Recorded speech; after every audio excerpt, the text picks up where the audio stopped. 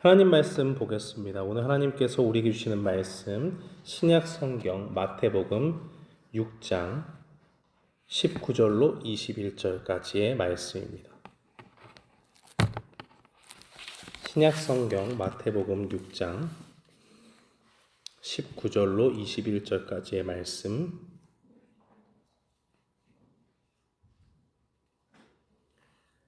우리 다 찾으신 줄 알고 함께 봉독하겠습니다. 너희를 위하여 보물을 땅에 쌓아두지 말라. 거기는 좀과 동록이 해하며 도둑이 구멍을 뚫고 도둑질하느니라. 오직 너희를 위하여 보물을 하늘에 쌓아두라. 거기는 좀이나 동록이 해하지 못하며 도둑이 구멍을 뚫지도 못하고 도둑질도 못하느니라.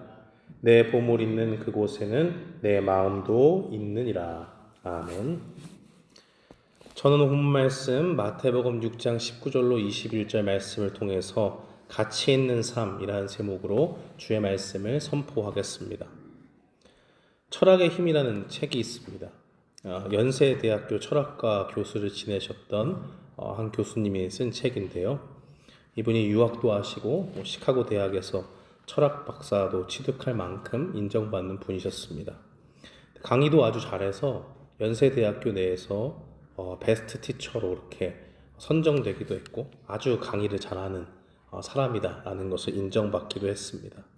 그런데 이분이 쓴 철학의 힘이란 책은 학생 또 직장인 일반인들을 대상으로 수많은 수업과 강연을 펼치면서 가장 큰 호응이 있었고 가장 반응이 좋았던 주제들만을 추려서 뽑아서 정리한 책입니다. 그런데 그 책의 네 번째 챕터는 어떻게 살아야 가치 있는 삶인가라는 제목을 가지고 있습니다. 이 책이 모아둔 주제 중에 하나라면 강의를 듣는 대상에 상관이 없이 많은 사람들이 또 모두가 보편적으로 인생을 살 때 도대체 어떻게 사는 게 좋을까? 가치 있는 삶이 뭘까라는 것을 모두가 공통으로 생각한다는 거죠. 저자는 이 책의 부제를 만족함이 없는 삶에 던지는 21가지 질문이라고 그렇게 했습니다.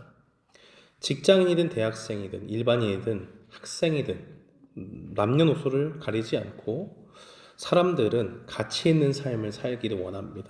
그런데 사람들은 무엇으로 자기의 삶을 좀 채우고 싶은데 도저히 그것을 만족시키지 못하는 무언가 때문에 답답함을 느끼고 있다는 겁니다. 사람들은 무엇이 자기의 삶을 만족시키는 가치 있는 삶이라고 생각을 할까요? 저자는 어떻게 살아야 가치 있는 삶인가 라는 그 챕터에서 한 가지 실험을 소개합니다. 3,000명이 되는 학생이 있습니다. 이 사람들 상대로 이제 실험을 하는 거예요. 인생을 살아가는데 꼭 필요한 거 10가지만 떠올려 보세요. 막 적었어요. 그런 다음에 시간을 줍니다. 자, 이제 이 중에서 3개는 좀 지웁시다. 3개를 막 지워요. 10개 중에 7개가 남았습니다. 그리고 나서 잠시 후에 다시 3개를 더 지워볼까요? 하고 또 지워요. 이제 4개가 남았잖아요. 4개를 딱 남겼는데 사람들 그래도 그 와중에 고심을 할 거잖아요. 뭐가 이렇게 10개 중에 좀 내 삶에 필요 없는 게 뭘까? 그래도 좀 덜 중요한 게 뭘까? 점점 줄여가는데 4개 남았는데 이제 2개 더 지웁시다 라고 그렇게 얘기하는 거예요. 사람들이 표정이 일그러지기 시작합니다. 이거는 조금 너무 어려운데 난감한 표정을 짓기 시작해요. 그런데 어떻게 해가지고 좀 지우고 고민하면서 2개를 더 지웠는데 마지막 2개가 남았을 때 1개를 더 지우라라고 그렇게 이야기를 하는 겁니다. 그렇게 마지막까지 남은 것이 3가지였어요. 3가지가 남았는데 그게 뭐냐? 절대자, 그리고 가족, 그리고 사랑, 이런 것을 사람들이 남겼습니다. 사람들이 10가지를 썼잖아요. 그 중에 뭐가 있었을까요? 이 세상에서 누리고 싶은 온갖 좋은 것들이 그 가운데 있었을 겁니다. 멋진 차도 있고 좋은 집도 있고 또 어디 가고 싶은 여행도 있고 또 내가 얻고 싶은 직장도 있었겠죠. 그러나 결국에 최후에 남는 것은 숫자로 환산될 수 없는 것이었다고 말하고 있습니다. 이 3,000명의 사람들이 가장 소중한 것은 숫자로 환산될 수 없는 그러한 아주 중요한 것, 그것이 최후에 남을 것이다 라고 이야기한 이유는 무엇입니까? 그런 공통된 인식에 도달하게 되는 것은 사람들은 물질적인 것만으로 만족할 수 없다는 것을 보여준다라고 저자는 결론을 내립니다. 단순한 이야기지만 많은 호응을 얻었던 질문에 대한 내용은 우리에게 무엇을 보여줍니까? 일반 세상의 사람들도 그렇게 물질을 쫓아 살고 싶어하는 분 분명히 있어요. 그렇지만 조금만 좀 성찰해보고 자신의 삶을 되돌아본다면 결국에는 물질적인 것이 최고가 아니다라는 것을 깨닫게 된다는 겁니다. 저자는 우리가 정신적인 동물이기 때문에 이런 선택을 한다라고 결론을 내립니다. 그것도 일견 어느 정도 일리가 있죠. 그러나 우리는 하나님의 말씀 속에서 한 걸음 더 나아가서 세상이 보지 못하는 것을 보게 됩니다. 그것은 바로 사람이라는 존재가 단순히 물질적인 것으로 만족하는 것이 아니라 영적인 존재여서 영적인 것들이 그 마음 가운데 채워지지 못하면 진정한 만족을 누릴 수 없다는 데 있습니다. 영적인 존재란 무엇을 이야기합니까? 하나님과 함께 먹고 마시며 숨 쉬는 존재라는 뜻입니다. 사람이라는 존재가 하늘에서 그냥 뚝 떨어져서 생겨난 것이 아니죠. 하나님과 무관하게 살아도 되는 독립적인 존재가 아닙니다. 하나님이 분명히 우리를 창조하셨고 하나님의 형상대로 우리를 지으셨습니다. 우리를 하나님과 같이 하나님을 알 수 있는 영적인 존재로 만드셨고 하나님과 같은 거룩한 성품을 닮아가는 그러한 존재로, 그래서 하나님과 평생 동행하면서 살아갈 수밖에 없는 그러한 존재로 만드셨다는 겁니다.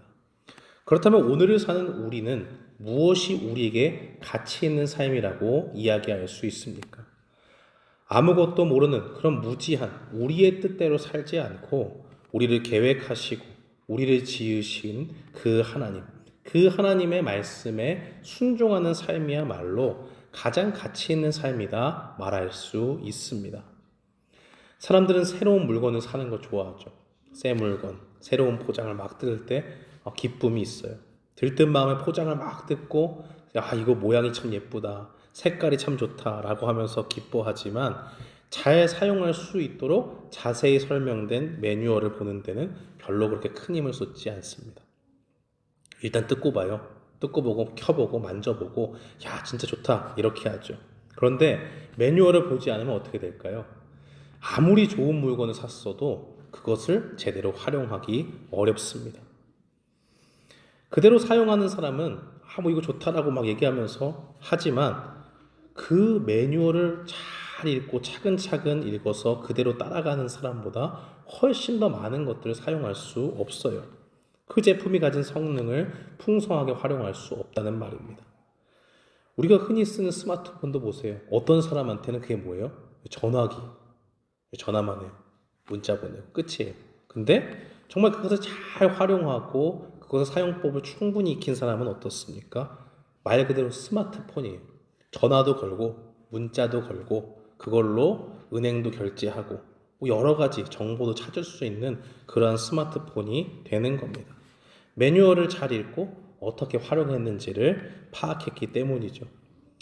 이와 같이 오늘 본문에서 예수님은 우리에게 가치 있는 삶이 무엇인지 알려주는 매뉴얼과도 같은 하나님의 말씀을 우리에게 주셨습니다. 예수님께서는 오늘을 사는 우리에게 무엇이 가장 가치 있는 삶이라고 말씀합니까? 바른 장소에 바른 보물을 쌓아두는 삶이 우리에게 가장 가치 있는 삶이라고 말씀합니다. 사람들은 누구나 자신이 보물처럼 여기는 것을 보관하고 지키고 싶어 합니다. 아까 이야기한 3,000명의 학생들의 이야기처럼 삶에서 꼭 필요한 것들을 하나하나 지워갈 때마다 너무너무 아까워요. 왜요? 그거 다 보물 같거든요. 나에게 정말 소중하다고 생각하기 때문이죠. 보물같이 여기는 그러한 것들이 있다면 정말 내가 소중하다고 생각하기 때문에 단 하나라도 잃고 싶지 않은 것, 그러한 것이 사람의 심리입니다. 예수님의 말씀은 이 세상에 속한 사람들의 모습과 하나님께 속한 성도들의 모습은 달라야 한다고 말씀합니다. 사람들이 보물처럼 여기는 것은 다 이 세상에 있는 것들입니다. 자신이 소유하고 싶은 재산이 있고 지키고 싶은 물질이 있고, 그런 모든 이 세상의 사람들의 생각, 그러한 것을 하나님께서 우리는 다른 길로 가야 된다라는 것을 배척하면서 말씀하시는 거죠. 서양 사람들이 그것을 쫓는 것은 당연해 보이지만 우리는 그럴 수 없다는 겁니다. 서양 사람들은 그것을 이 땅에 쌓아두고 싶어 하지만 우리는 그럴 수 없다는 겁니다. 이 세상에 쌓아두어야 내가 언제든 꺼낼 수 있고, 급할 때 사용해서 내가 곤란할 때 그것으로 나의 위기를 모면할 수 있다라는 것은 전적으로 세상 사람들이 하는 생각입니다. 예수님이 여기서 말씀하시는 땅의 보물을 쌓는 것은 우리가 만약을 대비해서 저축을 든다거나 보험을 한다는 것, 그것을 금하는 말씀이 아닙니다. 잠언서 6장 6절에서 8절 말씀을 보면 게으른 사람들에게 개미의 지혜를 배우라 라고 그렇게 이야기를 합니다. 개미가 여름날에 겨울을 대비해서 양식을 막 저장해 놔요. 그거 배우라고 하나님의 말씀은 분명히 말하고 있습니다. 예수님의 말씀은 저축으로 장래를 준비하는 것이 잘못됐다는 게 아니에요. 탐욕으로 눈이 멀어서 완전히 그 물질에 사로잡혀 있는 그 상태, 그렇게 살아서는 안 된다라는 것을 말씀합니다. 지나친 탐심을 가지고 쌓고 또 쌓아두어야 하는 그 물질주의에 물든 사람, 바로 그러한 것이 성도의 삶과 맞지 않다 말씀합니다.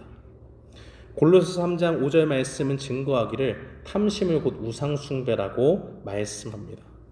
눈에 보이지는 않지만 분명히 계시는 그 하나님을 찾지 않고 급할 때, 그들이 위기에 빠졌을 때 하나님의 손을 붙잡지 않고 그들이 하나님처럼 여기는 물질에 의존하게 되기 때문에 이 물질은 탐심에 빠져서 쫓기 시작한다면 그것이 곧 우상숭배가 되는 겁니다. 세상 사람들이 그 사는 바대로 탐심에 사로잡히게 될 때에 우리는 어떤 문제에 직면합니까? 세상에 쌓는 것은 그 어떤 것도 안전을 보장할 수 없다는 것만을 발견합니다. 그래서 예수님은 19절 말씀에 거기에는 좀과 동록이 해하며 도둑이 구멍을 뚫고 도둑질 하느니라 라고 그렇게 말씀합니다. 동록이 해한다라고 하는 것은 녹이 쓴다는 말인데, 이 헬라어 원어를 보면 녹이 쓸어가지고 부식시키는 뜻도 있어요. 그렇지만 동시에 실제로 이 먹이를 개걸스럽게 먹는 해충이나 기생충을 가리키기도 합니다. 그러니까 좀벌레를 생각하시면 돼요. 좀벌레는 사람의 옷을 갉아먹죠. 쥐는 또 어떻습니까? 우리가 열심히 잘 먹으려고 저장해 놓은 곡식 창고에 들어가게 되면 그 곡식을 먹고 도저히 사람이 먹을 수 없는 것으로 만들어 놓죠. 어떤 벌레는 잘 쌓아둔 그 포장에 어떻게 비집고 들어가서 그 모든 것들을 다 망쳐 놓기도 하고요. 도둑은 집에 들어와서 잘 보관해둔 소중한 것들을 훔쳐가기도 합니다. 이런 일들을 이 땅에 보여주시는 것은 이 땅에 쌓아둔 모든 것들이 허무하게 사라질 수밖에 없는 것이다라는 것을 하나님이 우리에게 보여주시기 원하시는 겁니다. 그렇다면 현명한 사람들은 어떻게 살아갑니까? 손에 대고 해를 입을 수 있고 훔쳐갈 수 있는 땅이 아니라 하늘에 쌓아두어야 된다라는 것을 분명히 기억합니다. 영원한 가치는 땅에 있지 않아요. 영원한 가치는 하늘에 있습니다. 그리고 그 가치는 누구도 손상할 수 없는 그러한 것이라는 것을 성도는 분명히 알아야 한다는 겁니다. 예수님의 말씀대로 가치 있는 삶은 물질에 매여서 탐심의 노예가 된 삶이 아닙니다. 그것에 물들어서 자신들에게 좋은 것만을 계속해서 축적하는데 몰두하는 삶이 아니라 오히려 그러한 모든 세속적 가치를 물리치고 정면으로 그것에 맞서는 삶입니다. 예수님을 주님을 따르는 모든 사람들에게 20절 말씀에서 하늘의 보물을 쌓아두라 말씀합니다. 예수님의 말씀에 따르면 하늘에 쌓아두면 손해가 없습니다. 빼앗을 사람도 없고 그 어디보다도 안전한 장소에 쌓아두는 겁니다. 그렇다면 하늘에 쌓는다는 것은 무엇을 이야기합니까? 하늘 아버지이신 하나님을 위해서 우리의 모든 것을 헌신해야 되는 것을 이야기하는 겁니다. 오늘 본문의 병행 구절인 누가복음 12장 33절은 이렇게 증거합니다. 너희 소유를 팔아 구제하여 나에 가지지 아니하는 배낭을 만들라. 곧 하늘에 둔 바 다함이 없는 보물이니 거기는 도둑도 가까이 하는 일이 없고 좀도 먹는 일이 없느니라 라고 말씀합니다. 세상 사람들은 불쌍한 사람들이 있으면 돕습니다. 그래도 내가 조금 잘 사니까 이 정도 베푸는 거, 선행하는 거 좋지. 그래도 이렇게 선을 행하면 나에게도 뭐 좋은 일이 있지 않을까 하는 막연한 기대 속에서 선을 행하기도 합니다. 그러나 우리에게 연약한 사람들을 돕고 그 사람들을 구제하는 것은 막연한 기대를 가지고 하는 일은 절대로 아닙니다. 구제하기 위해서 자기의 소유를 팔라는 예수님의 말씀을 붙잡아서 하는 것이고, 예수님은 우리가 갖는 것을 빼앗고자 이런 말씀을 주신 것도 아니죠. 오히려 우리가 연약한 사람들을 베풀 때 그것에 더해서 더 큰 복을 하나님이 주신다는 확실한 약속의 말씀을 우리에게 주시는 겁니다. 그래서 사도행전 20장 35절의 말씀은 증거하기를 예수께서 친히 말씀하신 바 주는 것이 받는 것보다 복이 있다 하심을 기억하여야 할지니라 말씀합니다. 하나님이 주신 지혜로 나라를 다스렸던 솔로몬도 잠언 19장 17절에서 가난한 자를 불쌍히 여기는 것은 여호와께 구워드리는 것이니 그의 선행을 그에게 갚아주시리라 라고 그렇게 말씀합니다. 그러므로 우리가 가치 있는 삶은 무엇입니까? 우리를 배부르게 하고 우리를 즐겁게 하기 위해 끊임없이 이 땅에 창령하며 이 땅의 모든 것을 쌓아두는 것이 아닙니다. 우리의 것이 많다면 그것을 팔아서라도 그것의 일부를 매번 사랑을 위해서, 다른 연약한 사람들을 구제하기 위해서 베풀고 우리의 움켜진 것을 기쁜 마음으로 나누는 것, 그래서 그들에게 그리스도의 사랑을 전하는 것이 우리의 본분입니다. 어떤 목사님은 평생 목회를 하면서 아주 열심히 장부를 쓰셨다고 그래요. 대부분의 목회자들은 경제적으로 어렵습니다. 그런데 이분에게는 하나님께서 물질의 복을 많이 주셨어요. 그러니까 물질이 들어오면 들어올수록 이 목사님은 두렵습니다. 하나님이 왜 나한테 이렇게 많은 물질을 주실까? 그게 두려우니까 자기가 열심히 장부를 쓰는 거예요. 장부를 써서 무엇을 하는 걸까요? 하나님, 이 돈은 제 돈이 아닙니다. 하나님이 분명히 하나님의 일을 하라고 저에게 허락하신 물질인 줄 믿습니다 하고, 들어오는 거는 들어온 거대로 열심히 적고, 또 기도하면서 하나님이 어디 베풀기 원하실까 하는 것을 또 기도하면서 열심히 적었습니다. 그래서 장부를 썼고 하나하나 기도하면서 들어온 것 흘려보내기 위해서 쓰고 장부를 열심히 성실하게 적습니다. 여러분, 이게 남이 적었으니까 쉬워 보이는 거지, 들어오는 물질마다 일일이 다 적고 그것을 또 어디로 흘려보내는지 고민하고 그것을 일일이 기록하는 것은 매우 귀찮은 일입니다. 시간을 들여야 되죠. 그리고 고민도 해야 되고 기도도 해야 되고 신경도 써야 됩니다.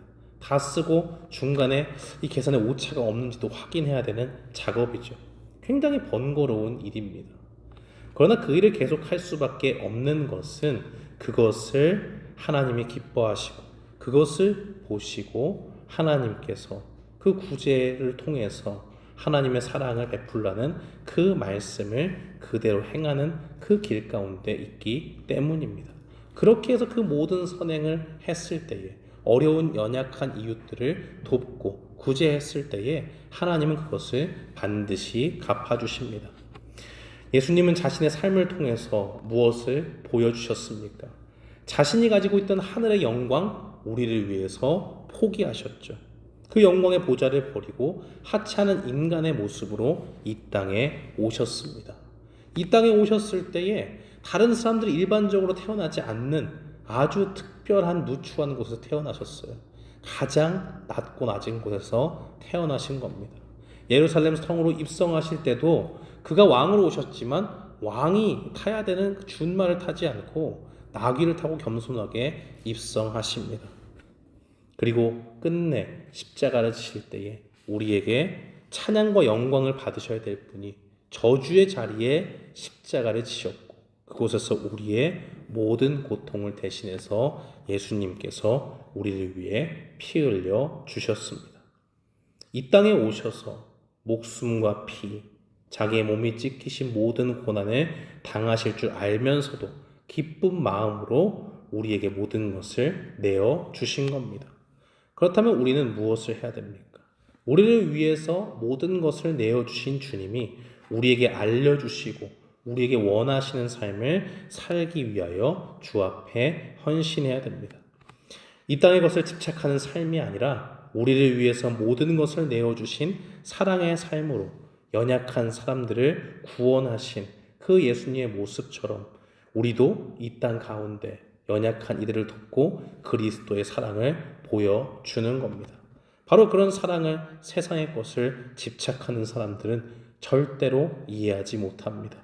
그들에게 하나님은 자신이 쌓아둔 물질이고 재물이기 때문입니다. 그러나 우리에게 하나님은 어떤 분이십니까? 우리의 죄악된 영혼을 구원하기 위해서 모든 것을 버리신 분입니다. 그분이 모든 것을 버리시고 가장 좋은 구원의 복을 우리에게 허락해 주셨습니다. 그렇다면 이제 우리는 전적으로 하나님의 소유된 백성입니다.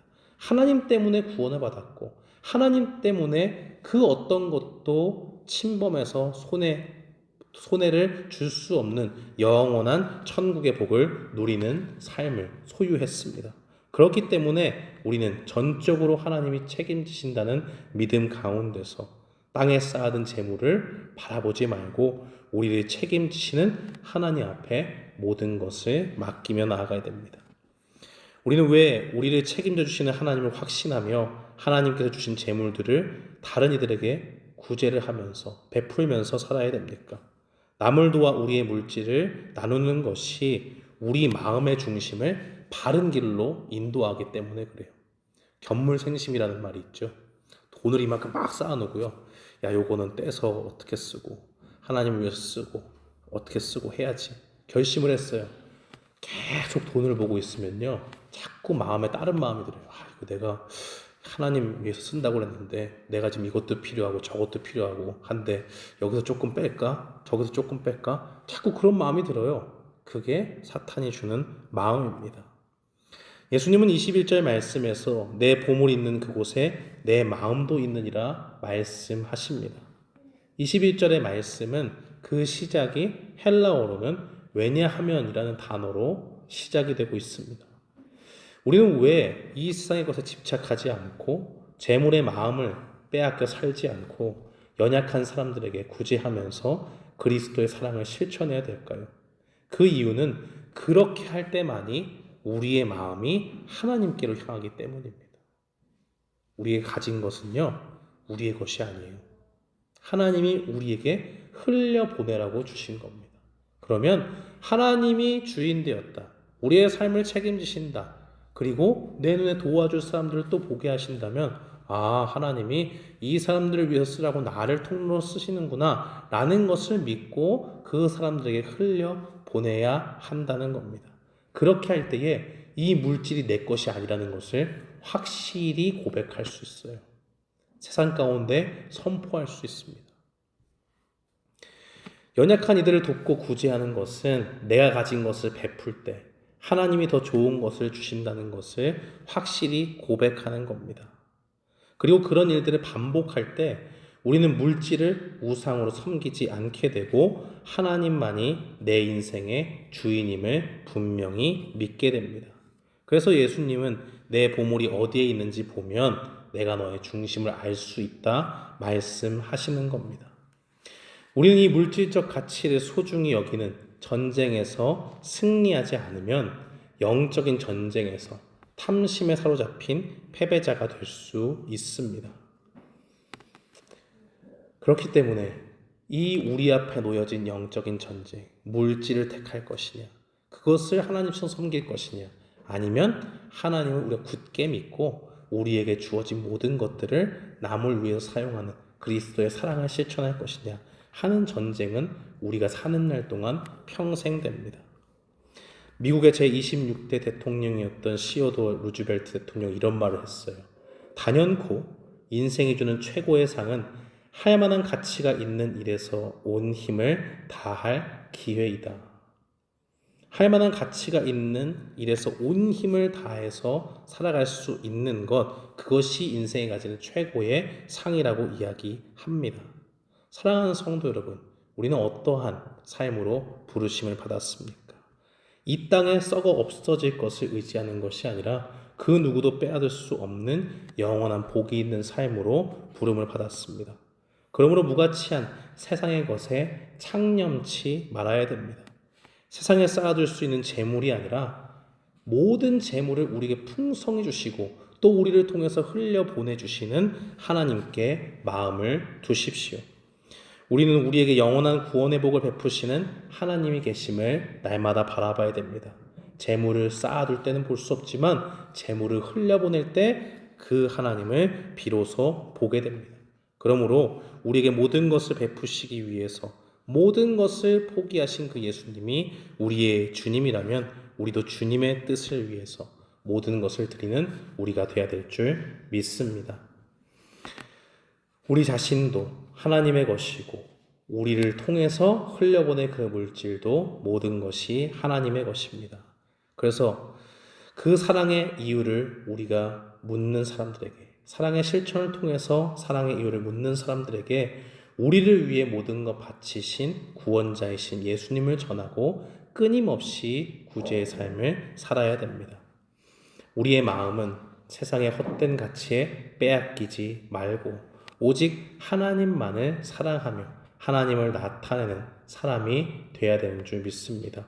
그래서 우리 모두는 세상에서 하나님의 사랑을 나타내고 가치 있는 삶 속에서 주님의 사랑을 전하는 우리 모두가 되어야 될 줄 믿습니다. 오늘 말씀을 기억하면서 하나님이 주신 가치 있는 삶을 우리가 하나님 앞에 온전히 드리고 우리에게 주신 모든 것 우상으로 섬기지 않고 하나님이 주신 것이니 사랑으로 흘려보내겠습니다 라고 결단하며 나아가는 우리 모두가 되기를 주님의 이름으로 축원합니다. 아멘.